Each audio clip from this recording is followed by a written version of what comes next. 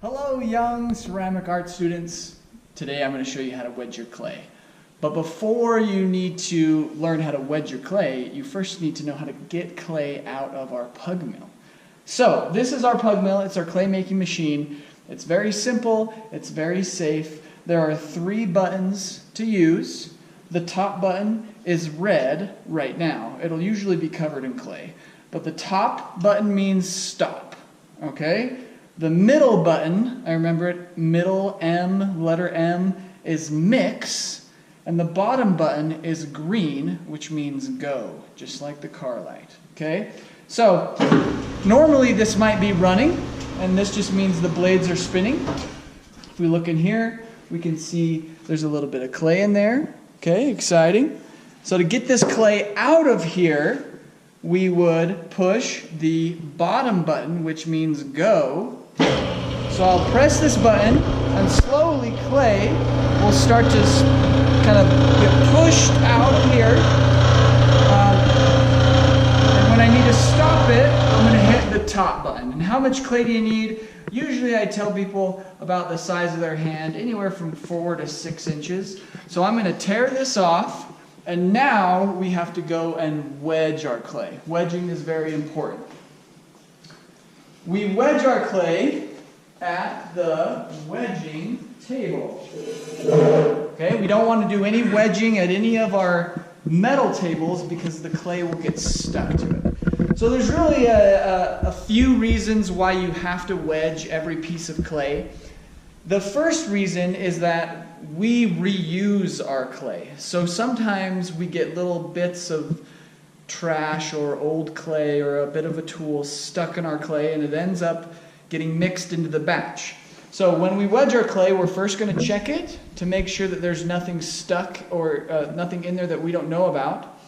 The second reason why we wedge our clay is we want to make sure to get a uniform consistency throughout the whole clay so that some parts of it aren't really gooey and some parts aren't kind of stiff. We're going to mix them together.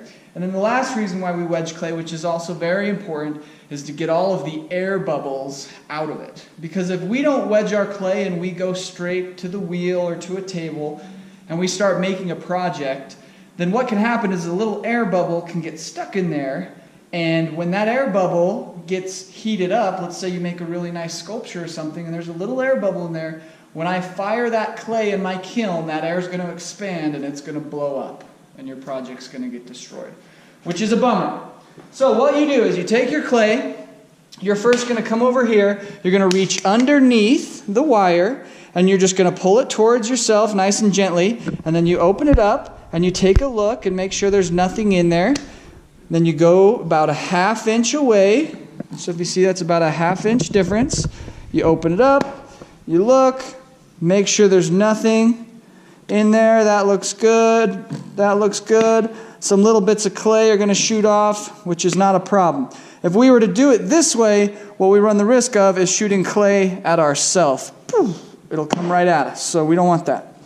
So now we're going to cut through here. Take a look. So I didn't see anything. I didn't find any push pins or any old clay, anything like that. So now I'm ready to actually start wedging my clay. So what I'm going to do here, and remember, this is to make sure we have a good consistency and that there are no air pockets in here. So what we do is we put our hands on the side of our clay, like this, and we're going to end up using our palms. We don't want to sit our hands on top. If we end up sitting our hands on top, when we start to wedge the clay together, we might end up with like a big roll or a big tube, which we don't want. So I keep my hands on the side, and I'm going to use my body weight, okay? And I'm going to press straight down and forward, okay? So I just made one motion just like that.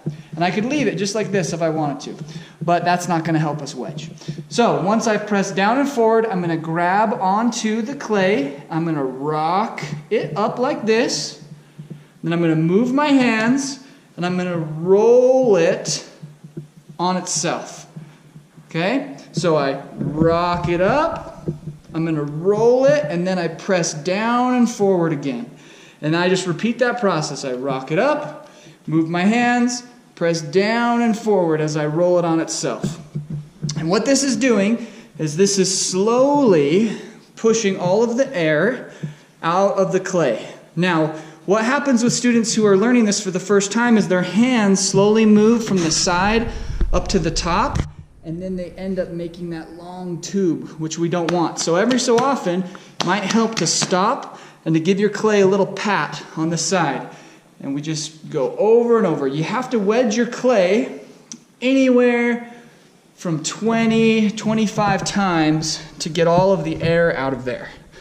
Now, because you're watching this video, because you probably have missed some class, you need to know the secret phrase of this video.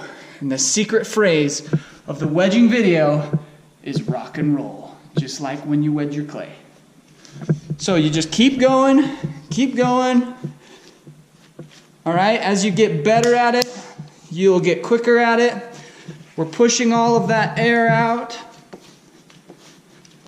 Might get a little tiring, especially the bigger pieces of clay that you have. And then once you feel like you've got all the air out, you slowly roll it on itself.